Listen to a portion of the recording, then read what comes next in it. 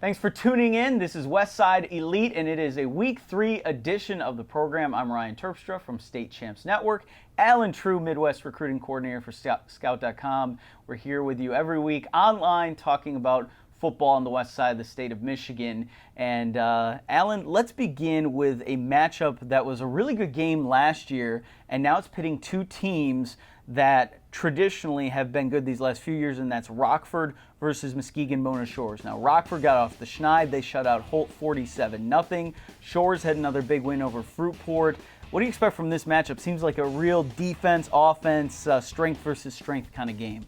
Well, it is, but the thing is both teams have numerous ways that they can hurt you offensively. I think Rockford had 5 guys score last week. We all know about the great cast Mona Shores has over there. I think so far, having played Holt last week and having played Zeeland in week 1, Rockford may be a little more battle-tested going into this one. Shores has rolled the first 2 weeks, but I think this is the week where we really find out if this team can really get back to where they were last year. I think if they beat Rockford impressively, certainly they can, but I think it'll tell us a lot about both teams how this one ends up. Shores quarterback Tyler Trovinger set a school record 6 touchdown passes against Fruitport. He's got a really good supporting cast. Kobe Burris is going to Miami of Ohio. Hunter Borsma is going to Western Michigan University, but his stock is on the rise. Alan, I know you watched some film recently on him. Well, different kid than he was last year. He's 20 pounds heavier, 6'1", 195 pounds. Can impact the game in a number of ways. He had a 98-yard interception return for a touchdown in week 1. Obviously, he's a great wide receiver. He's also one of their return men. So Hunter can impact the game in all 3 phases of the game. And I think that's part of the reason why some of these Big Ten schools maybe have started sniffing around him a little bit again, and Western may have a fight on their hands to keep him. When you go to the Division II title game, based a lot on what your offense was able to do, and then your coach comes out and says, this is the best offense I've had in my tenure here, says a lot about what Shores has got on the field. It'll be an exciting game to watch them against Rockford. Moving to a game that you are going to be at because there's some big-time prospects in this one. Hudsonville, 2-0, maybe not the favorite in the OK Red in terms of people predicting what the outcomes would be this year. They're having a great start. Zeeland East having a great start. They're 2-0 and just saw some big-time performances as well. So this is a fun crossover matchup.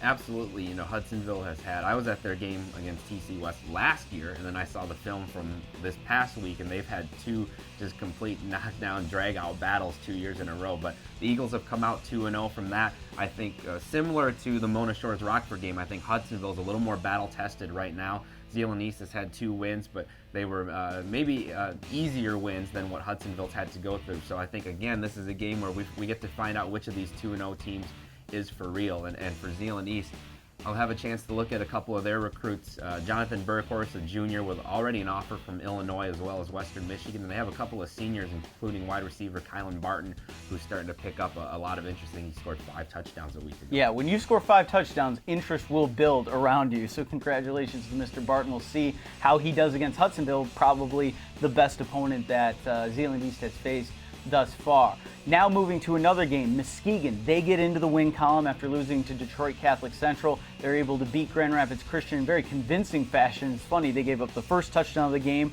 then scored 49 unanswered points and give up the last touchdown of the game.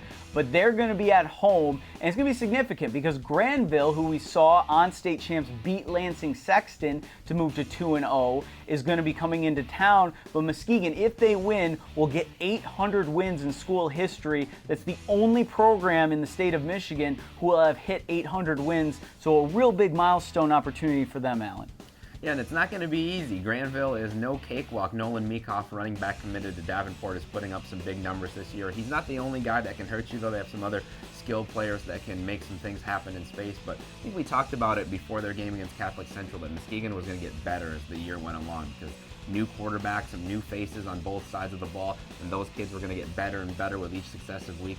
Well, that learning curve between week 1 and week 2 may have been accelerated because they look great, and Pimpleton looked great in week 2, so I think the Big Reds may be hitting their stride here. Yeah, Coach Shane Fairfield of Muskegon said we watched film for 3 hours after they lost to DCC.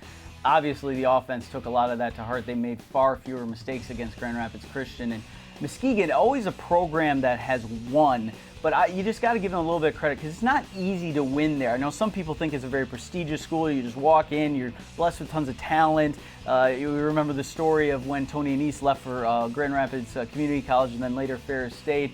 Some people that interviewed for the Muskegon job showed up in a limo and thought this was going to be, just a big time thing. You have to work hard. This is a program that's blessed with a lot of talent for sure, but it wins with a blue collar attitude and work ethic. And you saw how they worked on getting back into that win column against Grand Rapids Christian. Well, they do have a unique set of challenges. I think they do a great job there of not only teaching the kids how to play football, but they really manage them very well off the field and build these kids into college level players and college level student athletes. And you see the success that some of those kids have had when they get to the next level, and not just the Ronald Johnsons of the world, the kids that go off to the GLIAC as well. I think they've done a tremendous job there, both on and off the field. Yeah, kudos to the staff, not only for winning games, and they will win number 800 at some point this season, but also managing just the team as a whole. Speaking of college players, guys going to the next level, Greenville, not usually a stable for college-bound players, though Ty Halleck will tell you different. But they've got a couple of guys, and one that's got a Michigan State visit, Alan. Yeah, they're starting to turn it on in the last couple of years as far as guys with Division I interest. But tight end Keegan Cousseau, I think, is the best of the recent crop. 6'5" tight end, great ball skills. Had 15 catches as a sophomore, had 10 last week. So they're really making him a bigger part of their offense, and it's really showing up. He's got a couple of MAC offers, but I think the Big Tens are coming. He's going to be one of the guys attending that huge Michigan State-Oregon game this weekend. And so tons of recruits from around the country trying to get that game. The fact that they have him on the visitor list, I think, shows their interest level. You score that invite, and in high school, I mean, that's a big deal to be put in. That's the popular kid group right there. I'm Ryan Terpstra. StateChampsNetwork.com is the place to be. If you want to see highlights from some of the kids that we're talking about, we're going to be covering these teams all year long. Of course, follow Allen Trieu on Twitter, @AllenTrieu, and he will be tweeting about his experiences at the different games. He'll be at Hudsonville, Zeeland East. And make sure to tune back every week for West Side Elite, where we'll be talking about the news and the players to be watching on the west side of the state of Michigan. Thanks, everybody, for tuning in, and we'll see you next week.